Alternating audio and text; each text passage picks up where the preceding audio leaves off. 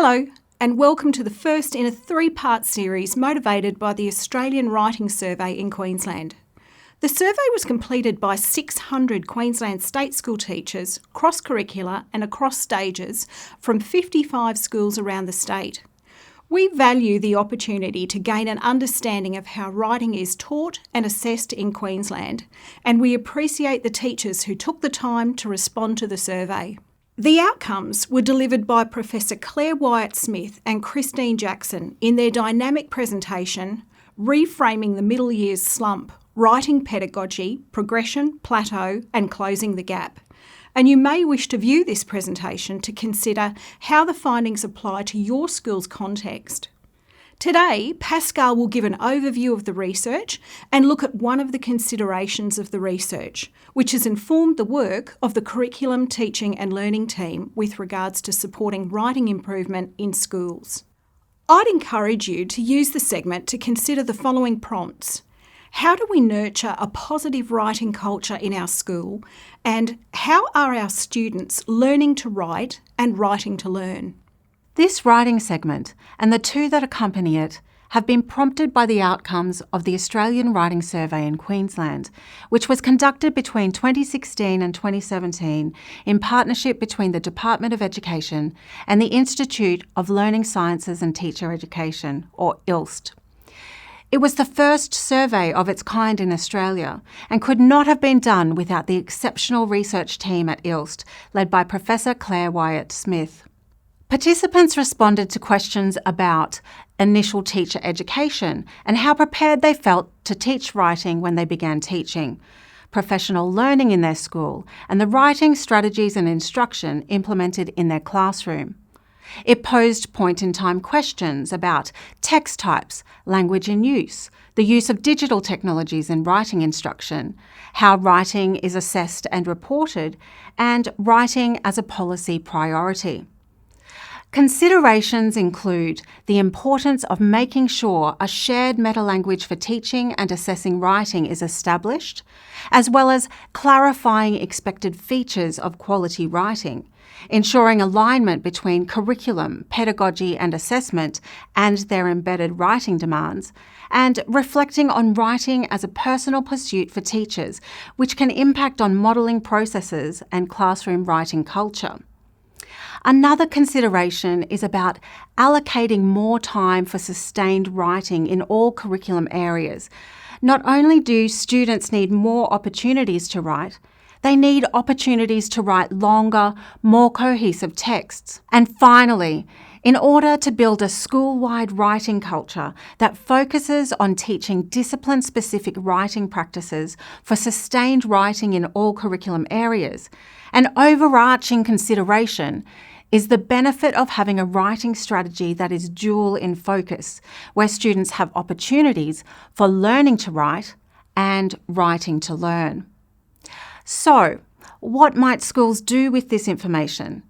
Leaders might collaborate with staff to gauge how writing is taught and assessed in their school and to consider effective evidence-based strategies to adopt in response. There are many resources to support schools, from the Aspects of Writing tab on the Literacy P12 site to the Getting Kids Writing One Sentence at a Time Ed Studio, or even the other writing segments that are part of EdTV.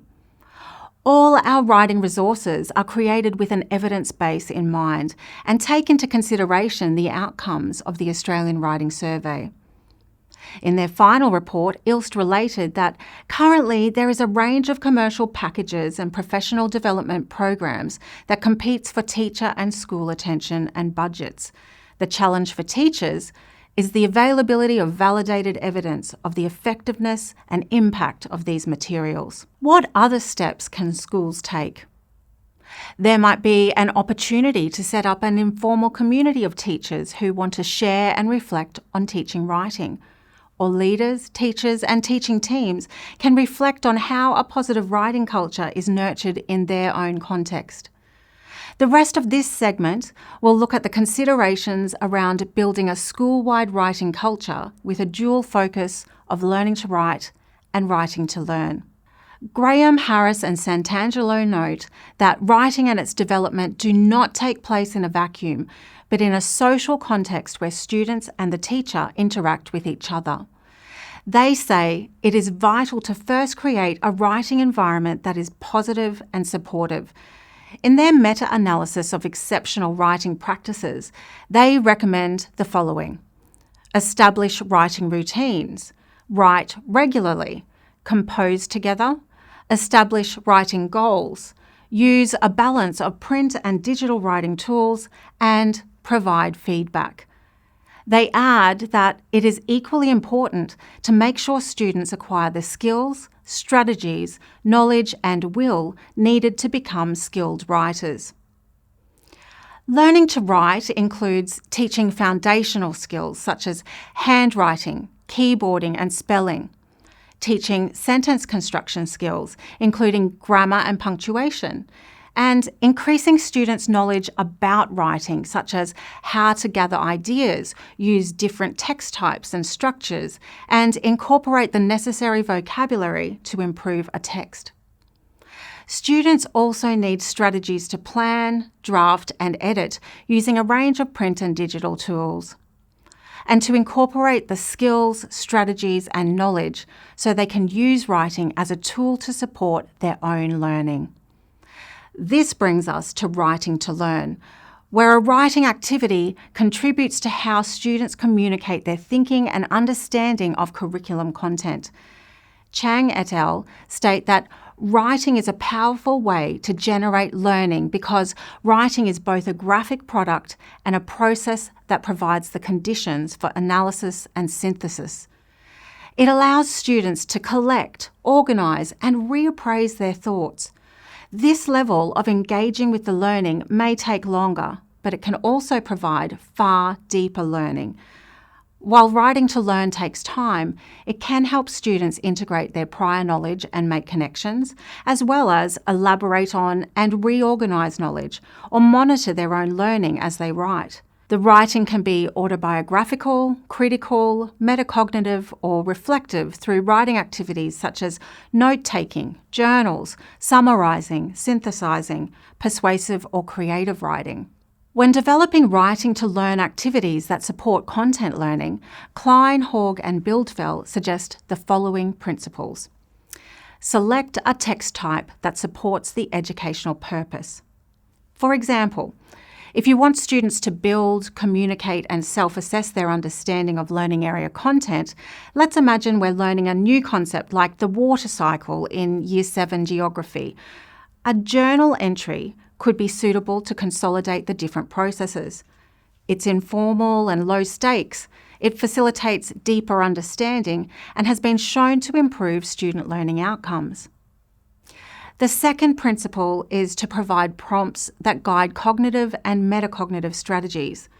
In our geography journal, for instance, the prompt could be to describe the water cycle, provide a real-life example for each process, and to explain if they're uncertain about anything.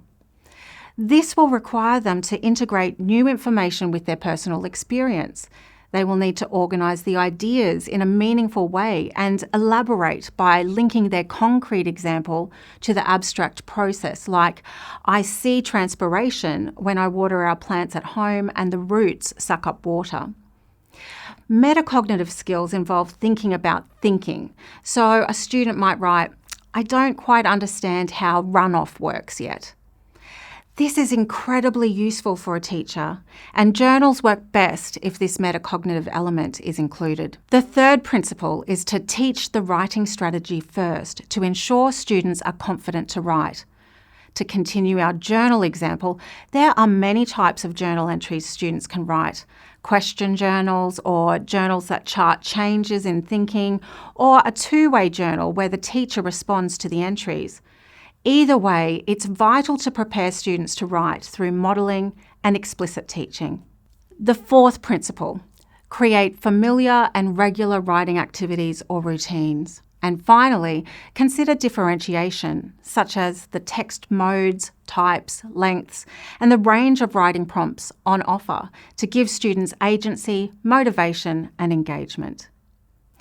What opportunities can you take advantage of to reflect on your school's writing culture, how writing is taught and used within the curriculum to impact student learning outcomes?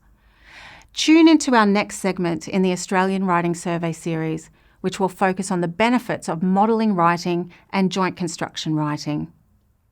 This segment has been informed by the following research. For more research-based support regarding teaching writing, visit the department's Literacy P12 site, the Reading and Writing Centre, or the Getting Kids Writing One Sentence at a Time Ed Studio.